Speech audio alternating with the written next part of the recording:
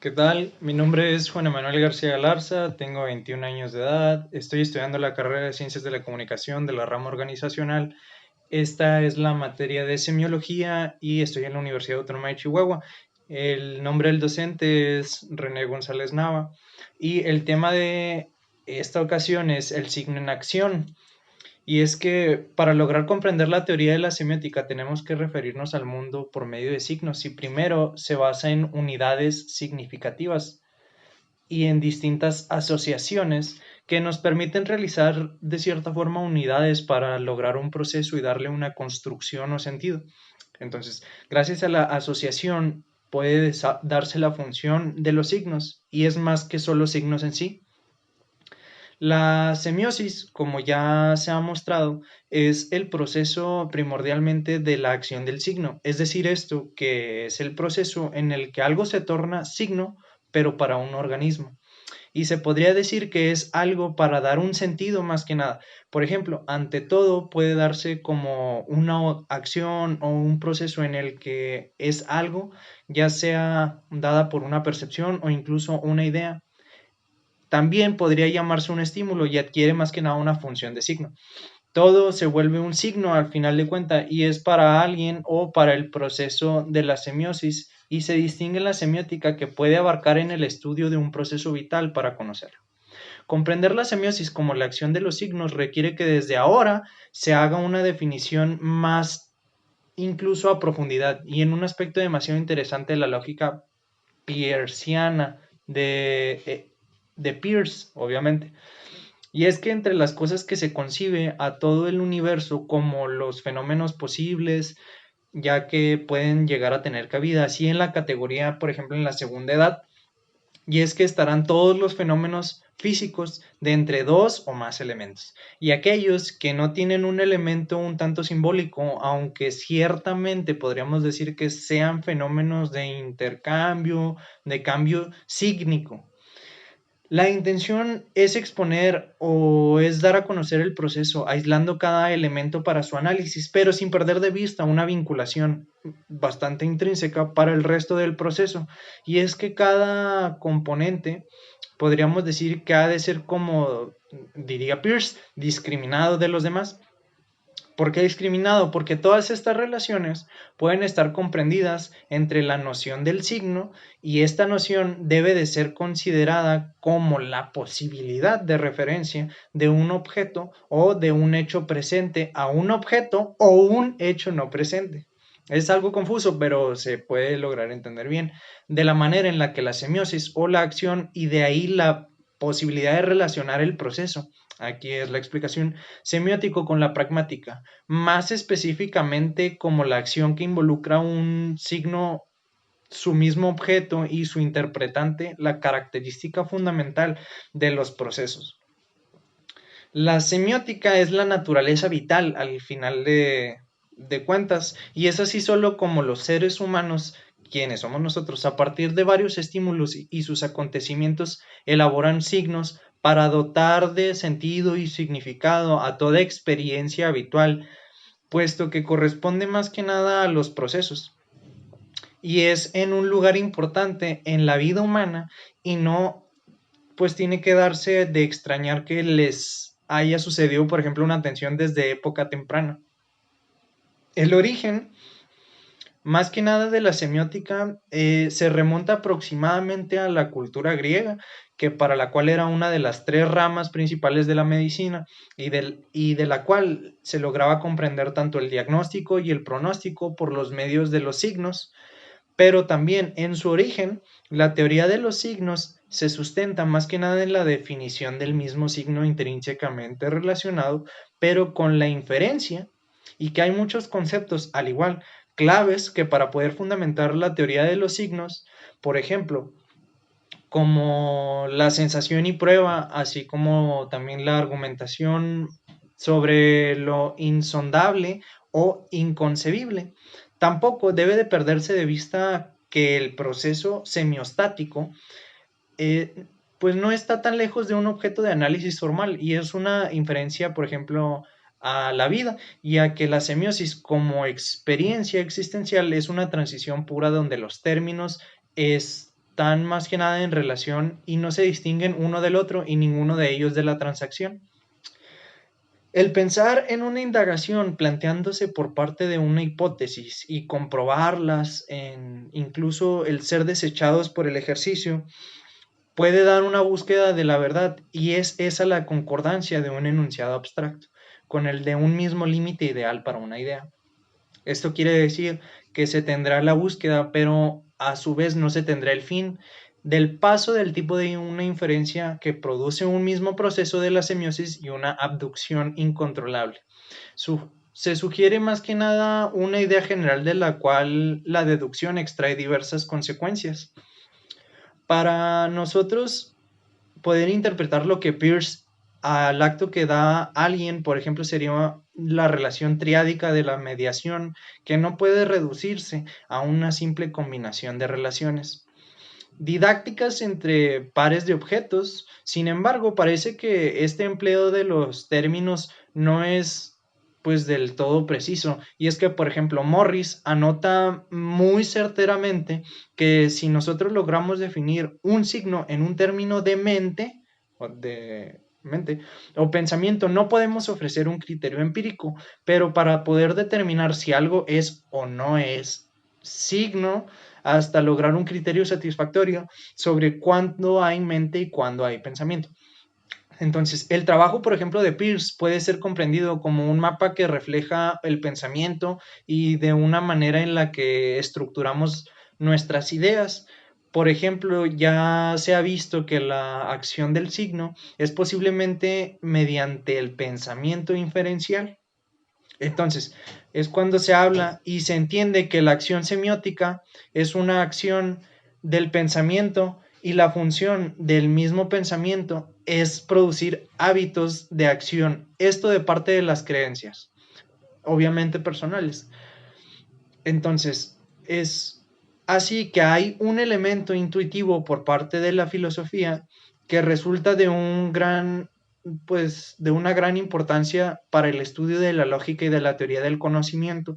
Por parte del signo, podríamos decir que a partir del siglo XX es lo que apunta Ramón Castillo en un excelente trabajo, como lo dice el libro, como una tradición como el conocimiento y la acción. El pragmatismo, a final de cuentas, resulta ser un estilo de pensamiento que se puede llegar a ligar por problemas y por límites consensuales. ¿Esto a qué se refiere? A que son problemas que creas la misma idea, pero con los consensos son los resultados de acuerdo a sus justificaciones. Y es que son sucesivos de los argumentos y del mismo uso del lenguaje que nosotros empleamos y apelan a las reglas y a la razón. Entonces, el pragmatismo de Peirce es un, digámoslo, pragmatismo un tanto metodológico y que corresponde más que nada a las preguntas de una teoría del significado. Y esto es un método científico creado para poder aclarar nosotros los conceptos abstractos más que nada, que es lo que nos interesa. En este sentido de ideas, podríamos decir que el pragmatismo no pretende definir la verdad de la realidad, solo intenta crear un procedimiento para lograr determinar si es posible o no tener una mente que pueda tener una idea y que se refiera a una cosa que no sean objetos sensibles de las mismas cosas. Mejor estaría dicho que como que es el conjunto total de los efectos concebibles en el mundo y será el significado al final del concepto abstracto que queremos, pues digamos, clasificar. El método propuesto por Peirce, que es lo que estamos diciendo, surgió con el fin de proporcionar una regla y fijar la creencia que no recurriera un tanto en un método de autoridad, porque todo esto se conduce a una innovadora teoría del significado, ya que para nosotros poder comprender en su totalidad, nosotros debemos de tener el mismo concepto, qué es lo que hay que hacer y qué es lo que hay que determinar. Por ejemplo, los hábitos, que son los que se producen, pues son lo que una cosa significa y equivale a los hábitos, que es lo que se comporta.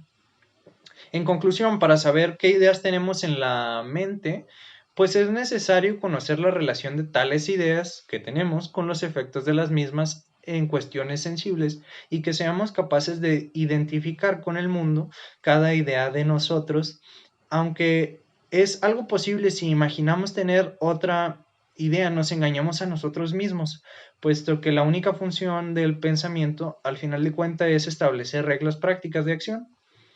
Es decir, nosotros habitamos de respuestas de las dudas suscitadas de la experiencia y pues es un poco más sencillo si se busca conseguir el pragmatismo como una filosofía, y es que se debe de concentrar la atención en la máxima pragmática. Pragmático es sencillo y muy sencilla lógica, y no de un principio fundamental de la filosofía. La máxima que se vio por primera vez aproximadamente fue en Francia. Entonces, el pragmatismo de la mano ha sido definido originalmente en forma de una máxima y pues digámoslo, tal como hemos visto, ha sido apartado anteriormente por efectos que se pueden tener concebiblemente, pues por repercusiones prácticas, o nosotros concebimos que tenemos los objetos de la concepción. Asimismo, dicho de otra manera un poco más próxima a la teoría de los signos, y es que al referirse al pragmatismo, resulta demasiado útil lograr distinguir en el enfoque puramente pragmático, ya que, pues digámoslo, el pragmatismo tiene una motivación un tanto antropológica, y de hecho es una metateoría del razonamiento humano que nosotros pues sostenemos porque el razonamiento está motivado por propósitos fundamentalmente antropológicos.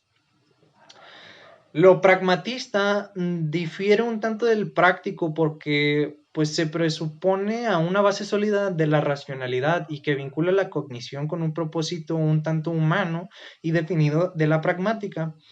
Este mismo no prevé, una justificación alguna ni un fundamento, mientras que el pragmatismo lo hace, aunque es pues intrínseco, pero lo hace. Peirce sostiene que la mejor respuesta a la pregunta de si podemos pensar en signos es que el pensamiento debe estar precedido por un signo. Y para argumentar la idea del personaje, nos dice que el pensamiento no puede ser conocido más que nada porque no existe, y así ha de ser necesariamente conocido en signos de la proposición, que dice a cada pensamiento o en un signo. Sin embargo, esta característica pues es esencial del signo y nos lleva a preguntarnos realmente si es necesariamente acerca de la posibilidad de una cadena de signos que nos permiten a otros o que permiten a otros mismos signos las emociones. Y las emociones surgen cuando nuestra atención está sometida a circunstancias inconcebibles o de gran complejidad. Por ejemplo, el miedo surge cuando no podemos nosotros predecir nuestra fe, y el júbilo en ciertas sensaciones pues llegan a ser complejas y difíciles de describir, pero parece haber una diferencia entre una emoción y una sensación, y esto habla de que se expondrá a decir que hay diversas razones para pensar por cada sensación que los experimentos alguna emoción, y esto sucede en nuestros cuerpos. Es así como nosotros podemos distinguir tanto sensaciones como emociones, y respecto a la sensación de comprender, podríamos decir que un pensamiento, y en este orden de ideas, se habla de un pensamiento pero complejo, a los que se les logra concebir como una sensación o una emoción, ya que no tienen un carácter un tanto racional, sino meramente sentimental o visceral. La concepción de un pensamiento o que el sentimiento de otro hombre pueda llegar a ser un equivalente al de uno mismo, constituye claramente de un nuevo paso, ya que es de gran importancia y surge gracias a un impulso pues demasiado arraigado en que el hombre, como una herramienta para suprimirlo sin poner en peligro la destrucción de la especie humana. A menos que nosotros nos transformemos en eremitas, es lo que dice el libro, y nos influimos necesariamente de las opiniones de unos y de otros, y de la manera que el problema realmente se transforma en cómo fijar la creencia, no meramente en el individuo, sino en la comunidad. Eso sería todo, y los autores son Charles S. Peirce, Jesús Octavio Elizondo, que es uno de los autores del libro, Humberto Eco, Tomás A. Sebeok, José Bericat, Phillips H., Delacy, Estel A., Katia Madoki, Morris, Ramón del Castillo, Jean-Baptiste Lamarck, Charles Darwin, y pues del glosario fue evocación, significa que es el acto de llamamiento hacia una entidad como un espíritu. Para un parágrafo es sencillamente un párrafo y coadyuvarán es cooperar o ayudar. En el mismo documento va a estar adjuntado lo que es el cuestionario y el mapa mental. Eso sería todo. Ahora duró menos porque pues el PDF son 39 hojas, entonces es un poco más corto. Muchas gracias, hasta luego.